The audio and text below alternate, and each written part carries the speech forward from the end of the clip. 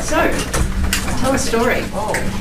It's sort of almost ubiquitous advice, isn't it, for the modern day public speaker or medical educator? We've seen many of these stories today. And it's true. We win hearts and minds with our stories. We make our points with feeling, depth, and connection with our fellow human beings. But, and I think it's a big but, it's got to be a good story. It's got to be one with the right message for the right audience. And it's got to be told well. Arguably the storyteller is as important as the story. And that's going to be our 2 points today. If you're going to tell a story, make it a good one, tell it well. So my name is Victoria Brazel, and I'm a medical educator and emergency physician from the Gold Coast, Australia. My name is Resa Lewiss. I'm an emergency physician, also a medical educator at the University of Colorado in, strictly speaking, Aurora, but we'll call it Denver, Colorado. Thank you, Resa.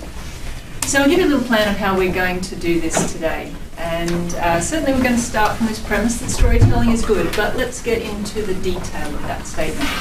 So shortly we're going to do a little simulation, because I do some of that in my medical education world. We're going to do a simulation where Resa is the speaker and you are the audience, so it won't be too much of a stretch. And she's going to tell a story that's going to be something of an introduction to a session that we're going to imagine we're about to do on giving feedback. After that simulation, we're going to come out of role, although you'll still stay as the audience, but now as a critical audience. And we're going to think about, was it a good story, particularly in the context of leading into a session about giving feedback, and how well did Resa tell it? And I'm here to tell you, she's going to make some mistakes deliberately.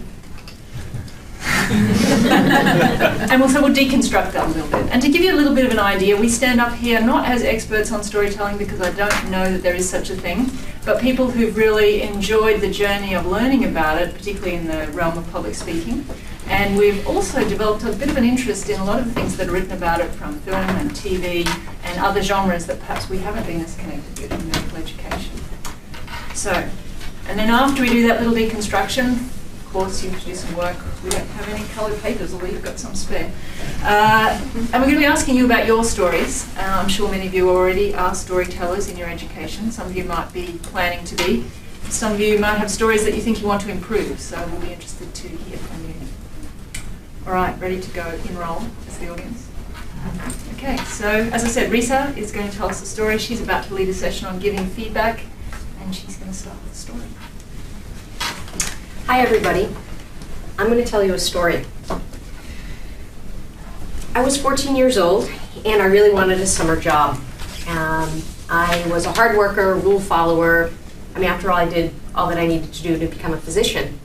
So I was able to get a job. I lived in a small town, and the population would double in the summertime because it was a beach town. So you could get underage jobs. So I was hired at one of the most popular ice cream shops and breakfast places as a busgirl. And it was a pretty busy job. I'd never really worked in the food industry before.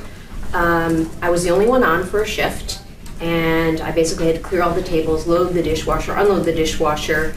You weren't allowed to eat any of the food. If you broke any of the dishes, you had to pay for them. I would often run to the walk-in and just down the little ice-cold creamers because I was so starving and thirsty, and also as my little act of rebellion. Part of this sort of attitude that I had about this act of rebellion and this feeling was that the owner was known to be very, very, very mean. And in fact, I was in my mind going to conquer this sense that she's so mean, and I was going to work hard and do a really good job and get a lot out of my summer experience. So one day, the owner was actually in the ice cream shop having breakfast with 3 of her friends, and they were sitting around the breakfast table. They were circular tables. And she came to the back, and she said, "Resa, could you come here a minute?" And I said, "Sure." So I came out, and she brought me out in front of the big restaurant with the table with her friends. And she said, Did you clean this table? And I said, "Yeah, I cleaned the table." And she said, "Give me your hand." And so I gave her my hand, and she took my hand, and she put her hand on top of my hand, and then along the side of the table, she pressed quite firmly. Actually, I was surprised at how firmly she pressed, and she made me feel the edge of the table. And it was very clear it was not clean. There was probably dried ice cream and all sorts of other little particles, and it was not smooth. Although visibly it looked clean, it certainly didn't feel clean. And she stopped actually making me go about halfway around the table, and she looked at me, and she pointed her finger, and she said, "Now that's not clean." And there's so much that went through my head at that moment. I thought, wow, she purposely called me out in front of all her friends to show me that the table wasn't clean. And she was right, it wasn't clean. And I will tell you, since then, I always feel the sides of the tables, and I'm much better at wiping down tables, no matter where I am. But it was very clear to me in that moment that she purposely called me out, as I said, in front of her friends, and it was like, she wanted to embarrass me. She wanted to publicly embarrass me. And it's one of those eureka moments you have as a kid, when an adult does that, you're like, I think you're not supposed to do that. Or like, you're not supposed to do that. And I don't think I would ever do that to someone. And I'll just briefly fast forward to years later. I was hearing a very motivational lecture from a now chair of an emergency department. And at the end of the talk, one of my resident doctors said, "Oh, you know, all about leadership, all about motivation. Are there any books you'd recommend?" And he recommended a book that I couldn't believe. It was Dale Carnegie's How to Win Friends and Influence People. And I thought, really? Like, Jim, that's what you're recommending? But I gave him the benefit of the doubt, and I read it. And in that book, although a lot of it is about emotional intelligence and situational awareness, and it's things that we would just do mostly in our daily practice and interactions with people anyway, that book highlights, this is written in the 1940s, that you should never, ever publicly embarrass people. You should always give people an out. And if you need to give them feedback, if you need to talk to them about something, if you want to point out an error, that you pull them aside and speak with them privately. Because at the end of the day, people know what they've done. Thank you very much.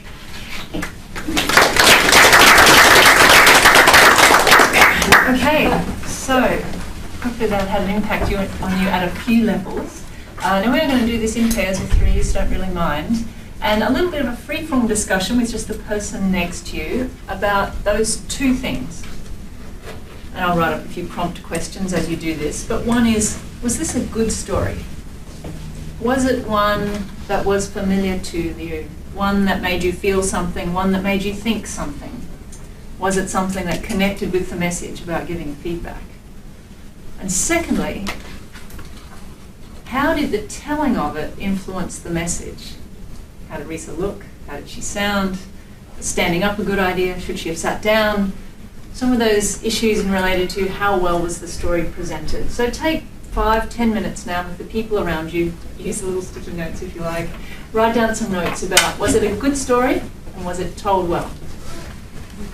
Just to let you know, we're up for it. So to add some structure to this conversation, why don't we start with the story and then move on to the storytelling. So does anyone want to share some of the thoughts they had in their group about the story and this idea of was it good, or perhaps more precisely, did it have the effect that our speaker might have intended? So, anyone? Yeah. We kind of thought it needed an introductory framing of some sort beyond, Okay. I'm going to tell you a story. Okay. What about that phrase itself? I'm going to tell you a story. Good, bad, did that help? Not necessary. A bit redundant. Yeah. Okay. But like saying like, I would think, well, you're saying it so you do think it. Okay, yes. So, and yet people often do that, don't they? When they tell you a story. Yeah.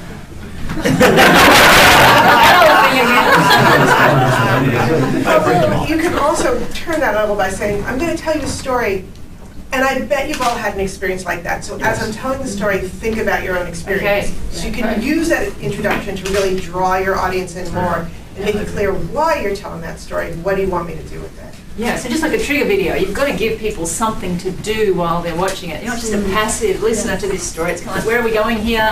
I need to know what my job is here. Yeah. You've got an audience of educators, so we've already gone to the storytelling rather than the story content itself. Right? So it's hard to keep those separate.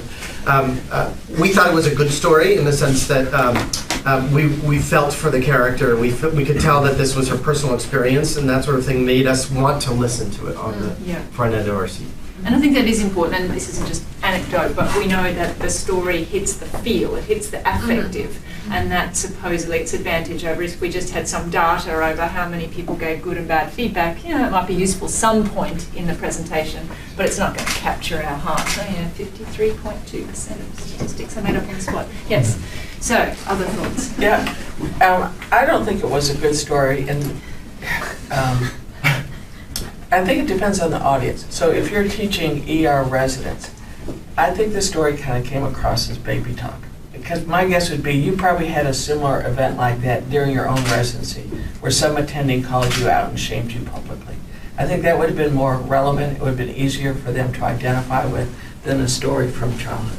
But like somebody said over here, if you were going to use that, then I would say, all of us have had a time where somebody called us out. It might have been in childhood, it might have been your first job, it'll be in residency. It happens ubiquitously. Here's one from when I was 17. So it was framed, it might be. Yeah. But that's a particular thing, and I think this comes down to this question, is it familiar enough? And of course there's strengths and weaknesses. Sometimes right outside the content area is good, sometimes right in it is good. What do people think about that? I think something similar came up in our conversation, maybe my fault, but I think the first half, generally, I disagree. I think anyone can associate with the first half, especially if anyone's actually done a summer job. Privileged residents, maybe not. But, but the second half, it's not everyone can associate with that. When you start talking about Carnegie and literature, it's something that you can't necessarily be familiar with, and that would be very dependent on the audience. But we thought that second half didn't need a story, right? It seemed really like you had this ending of the first story that was really powerful, and then you had the second story. We're like, what? Huh? Why? And why? Right? Sorry.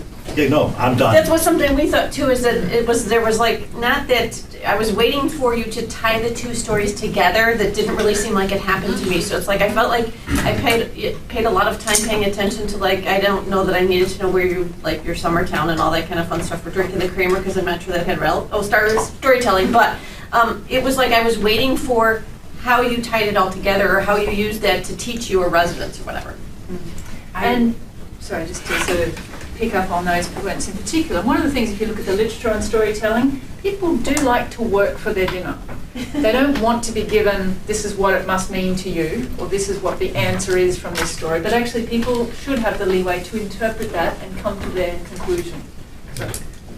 Sorry, I was going to say that I thought it didn't really engage the learner. It seemed like a dated Dale Carnegie. I mean, really, that's so like half a century ago. It just seemed really dated and not engaging the audience.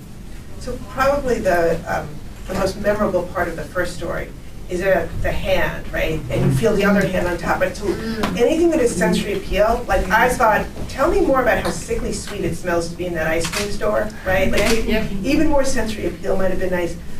But also, it's a little problematic because in terms of the story, it's supposed to be a story about how this is the wrong way to give feedback, but it clearly makes such a huge impression. To this day, when I clean a table, right?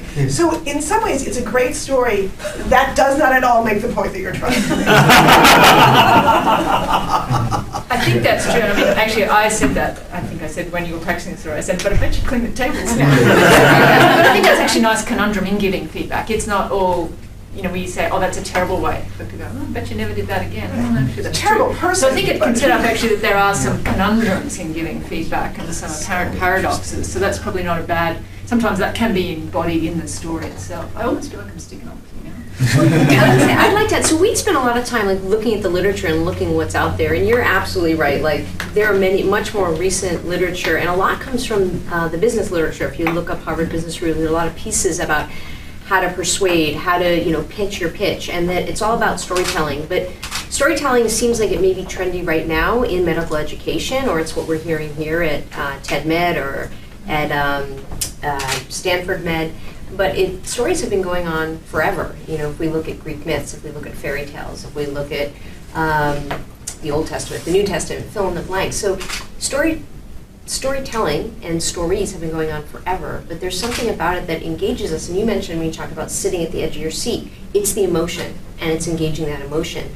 And I don't know your name, but when you talk about sensory, like the smell, the touch, the visual, the movement, and some of the things I threw in specifically were like bad tips for telling stories. And we did do a dress rehearsal of this, and we talked about our points. You, in the room, have hit on all the things. You're like, actually, it wasn't clear, or you left me hanging. There should be a clear beginning, middle, and end. You're not supposed to be the hero of your story. You're supposed to say how somehow there was a challenge and you triumphed, and this is how it came together.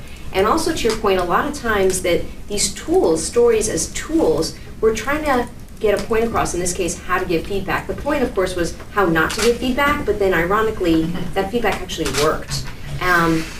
It's not, everything's not 100%, there's that gray. And there was another point that I was going to say about the feedback and the point that someone mentioned. I'll come back to it. The feedback was bad, but it worked. Yeah. Links right back to the speaker who did the chart on feedback. What was the chart? You're an idiot. Dan Schwartz. Yes, exactly. And it sounded like he felt a little bit of punishment was a good idea. Well, so there's the old school of medicine and medical education. We did all experience the shaming that happened when we were going through, those of us that went through the medical education experience. But another point I wanted to follow up on is you all believed me. Like, you knew this was truly my story, and it was truly my story. And if any of you have gone to a Moth performance or follow the Moth podcast, there's a rule that it has to be a true story. And so when you're trying to tell a story that's not your own, or you're trying to make it up to fit a scenario, you're not as credible. So it really should be your story. But then you have to cut the pieces that are relevant. Like, who cares if I grew up in a small town that doubled during the summertime? But maybe that is relevant, maybe it's not, but it actually took away from the message. And that's actually part of the practice and part of the curating of your story. Did anybody else feel that the payoff wasn't that great for this long story? Like, the mean bosses are mean, right? It's just like, really? That's what it is? Does take us nicely into storytelling, because I think this telling it, what was its length, right? How did it fit in? So let's shift our conversation to some of the thoughts you might have had about this. And once again, this overlaps not just with storytelling, but with lots of presentation skills. What did you think? Should Resa have been standing up, sitting down, standing still?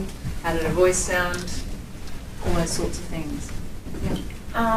I think standing up was great, but I felt like your voice modulation could have been a little bit more up or down. It was very constant, so I think that would have added a bit more diversity in the delivery of the speech. I agree with that. I think the modulation would have brought a little more emotion to it. Yeah. I know there was a lot of emotion there, but I'm not sure that came across. Just have a line in there saying, "That bitch."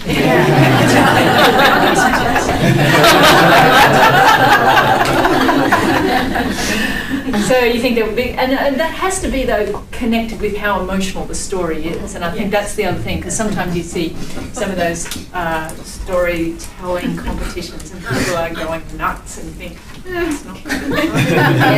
Just stay still. Okay, other thoughts about? I thought that she had a whole room, but only used part of the room in addressing it. And when I relate that back to a clinical sense, like, I can't tell you how frustrating it is to have, like, a doctor address the answers to my mother when I'm the patient. Yeah. So not playing to the entire audience is very frustrating. Because of the content, or because of the way she was I just looking kept around? getting disengaged. I kept tuning out because I was like, oh, she's not addressing this to me. Okay, because she wasn't looking at you. Yeah. And I think more physically positioned. I think it wasn't even what was part of the room, but it was also this feeling that it was entirely your story. Yeah. Where she's just like reliving it instead of even telling it. Sort of catharsis. So there was, it was kind of in her own space, and we were just sort of in the room. Yes, that's interesting. And I think this idea about where your audience is and how you engage them all. This room is hard enough, actually, as an audience to do that. I'm going to a conference recently where literally it's going to be almost in the round, and there'll be 270 degrees of audience. And to actually maintain that contact, if you've got a sort of intimate thing like a story, is quite hard to do and needs to be quite designed, because you say, I can't look at you the whole time or else they feel left out. And to somehow make that engaging for people. Sometimes there might be sections of the audience that can be engaged at different times, but usually you've got to make guesses about your audience. Could Could I add then, in terms of like talking about the environment, I'd say for a lot of people, the best stories that they know of and the best ones they remember are usually in a social environment they're very familiar with, whether it be the pub, whether it be, you know, book club in kindergarten with the kids and the teacher sitting down with you. It's, I think in a conference or in an academic setting, it's very hard to relay a good story because the environment's not comfortable. I would counter that if you're a speaker at conferences on a regular basis, you can actually get really good at that. So, I mean, just thinking about sort of the working the room thing, the counterpoint to your argument, like if she'd gone back and forth, look at this third, stand in the middle, look at this third, stand in the middle, look at this third, it would have felt way too scripted for me. It would have felt way like, okay, this is the way I'm supposed to tell a story. But if you think about it, you could have definitely done more of not just your own catharsis of the story, but you could have, for the back half of your story, sat down, for example. And now I'm going to sit down and I'm going to tell you why this story is important to you as educators in the room. The change from standing to sitting in and of itself could have been a way to make that a more memorable story. Yeah, the stage is a three-dimensional space. Also, I was thinking if you know, when you have the hand-on-hand engaging somebody in the audience with their permission to kind of have that be felt, maybe vicariously by the other people in the room. Like have them put their hands on their Yeah. chest. I want you all to No, Meg is saying not both of your hands. One person. The person sitting right next to you. Use that person's hand use a instead of person's your own. hand. Otherwise known as a victim. Or a plant, also. I would say the thing about engaging the audience, I do a lot of public talks and so often readings as well, because I'm a novelist, so the storytelling stuff is really interesting to me. The eye contact is really important in shifting it, but sometimes as the speaker, you actually can't see the audience, right? Depending on the lighting in the room. And you can sort of fake that too, but you have to really be conscious about doing it so that you're imagining making eye contact with people that you can't see. But it really does help as a strategy, as well as moving around the space so it's not like I'm stuck here. Your emotion kind of gives the audience, it energizes the presentation. And I think vice versa, because I think you also, as Resa was telling that story, I was watching all of you, and there was lots of nods, a few little smiles, and there was a lot of directed attention, and I think you can get a sense of how you're going over, and maybe you go, yeah, they've probably had enough of this story, that'll do. Yeah. And I think getting that two-way impression of body language is important as well. All right, so with those things in mind, a few points about what's a good story and a few points about what's good storytelling, or at least what's good storytelling for the purpose that we want. We would like you to spend now another 5 minutes talking to the person next to you. And this is a little harder. Maybe some people it's easier if they do a lot of storytelling. But think about a story that you use in your medical education or that you would like to use in your medical education. And now share some thoughts that you've got about whether this is a good story for what you're trying to achieve, and how you plan to tell it, or how you plan to improve your telling of it. About feedback? No, just about any stories If you're going to in teach any a medical medical education education concept. or health professional education. Yeah. Okay, so is anyone game interested to tell us what they think about their own story or storytelling now? I'm going to tell on behalf of my colleague here who's being too bashful. So she's an emergency room physician in Australia, and she's recently been teaching residents using her own stories about times when she's made mistakes or been vulnerable, and she's trying to role model the vulnerability for the residents. And one of the things she's going to take forward from this workshop is more signposts in her story as a way to sort of make sure that the residents get why these stories from her own experience are relevant to them. Yeah, almost little previews. Context. Yeah. Yep. And previous statements can be good, and that's often used in feedback. Now I want to talk about others. I think one example I had, my only thing about that wasn't brought up, was links to your Carnegie example, which is there was an example on the ward rounds, and I remember distinctly telling the students, yeah, it was like that scene in Home Alone. They all looked at me and went, what is that movie? And you suddenly go, oh, I'm getting old. But it's interesting, when you try to, you've always got to think of a current example if you're going to bring it forward to these younger students and to residents. That's right, the audience is the hero, and you have to have them in mind. I mean, even in your story, like busgirl, that is not a term we use in Australia. So when you talk about that, you mean a waitress? So, and once your audiences get a bit more diverse, you cannot make the same assumptions about the story having a connection, even in cultures that we think are very similar. I'd like to highlight that because a lot of times we're at our college, we're at our society meetings, and so there's assumption that everybody in the room is homogenous. And we didn't do the typical like, where's everybody from and what do you do? But geographically, country-wise, age, first language, all these things are important to keep in mind when you're preparing and asking ahead of time, who's the audience, who's going to be in the audience. So I think she had an amazing emotional hook to her story because she opened up talking about a medical situation, but she used the example of her patient who was in the World Trade Center when it was attacked and saw it go down, and I was immediately just like really gripped by her story, and then I was paying attention really intensely to the rest of the story. The hook. Yeah. That's really high impact. Do you have time for one more? People would really share.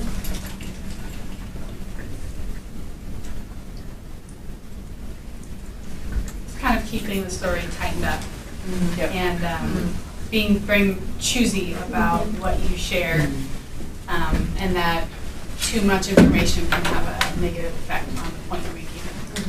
And if I can add to that, my experience is it's very important when you're preparing a story to run it by a lot of people because they will tell you, Resa, that may be important to you, but that's not important to me. Or you may think that's funny, but like, take it out. And that is exquisitely, and you guys, like, I would hire all of you to be my coaches. Like, that's exactly what you need to do because in your own mind, this is important. And then people are like, actually, it's not that important to your message. And so it's really helpful to engage others in keeping you on your message. But can't they become too short also? I think, for me, all these questions come back to the falsity of having good and bad. I think it depends on the context. Sometimes a short story will be just perfect. Sometimes you do need a longer story. So I think it depends on what you're trying to achieve. And I think this is more about having an awareness of the impact you have with your story and your storytelling than saying there are right ways to tell a story and there are wrong ways, because I think it depends. Yes. Well, what if you want to tell like a historical story that